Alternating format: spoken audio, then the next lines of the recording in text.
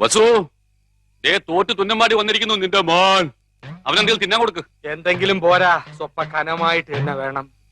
എന്നാ അമ്മിക്കലത്ത് ഒഴുകിക്കോ. അതും മതിയാവൂന്ന് തോന്നുന്നില്ല.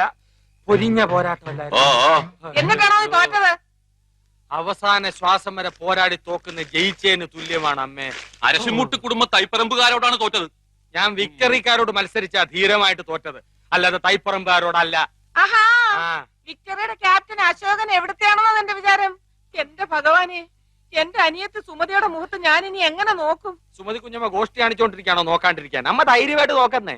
നീ പോടാ അവിടുന്ന്. ചെസ് മത്സരത്തി ഞാൻ അവനെ തറ പറ്റി. തലപ്പന്തുകളിലും ചീട്ടുകളിലും തോറ്റപ്പോഴും നീ ഇത് തന്നെ പറഞ്ഞത്. അത് പിന്നെ ഞാൻ ഒരുത്തം മാത്രം വിചാരിച്ചാ മതിയോ? കൂടെയുള്ള കോന്തന്മാരും കൂടെ വിചാരിക്കണ്ടേ? ചെസ്സിനാവുമ്പോ എന്റെ മണ്ട മാത്രം മതിയല്ലോ. എടാ മരമണ്ട, അതിലും നീ തോറ്റേച്ച് വന്നാലുണ്ടല്ലോ, നിനക്ക് ഞാൻ പച്ച വെള്ളം തരത്തില്ല. പച്ചവെള്ളം ഫ്രീ ആയിട്ട് ഹോട്ടലിൽ നിന്ന് കിട്ടും. അമ്മ വിശന്നിട്ട് കുടൽ തിത്തൈ പാടുന്നു. അമ്മ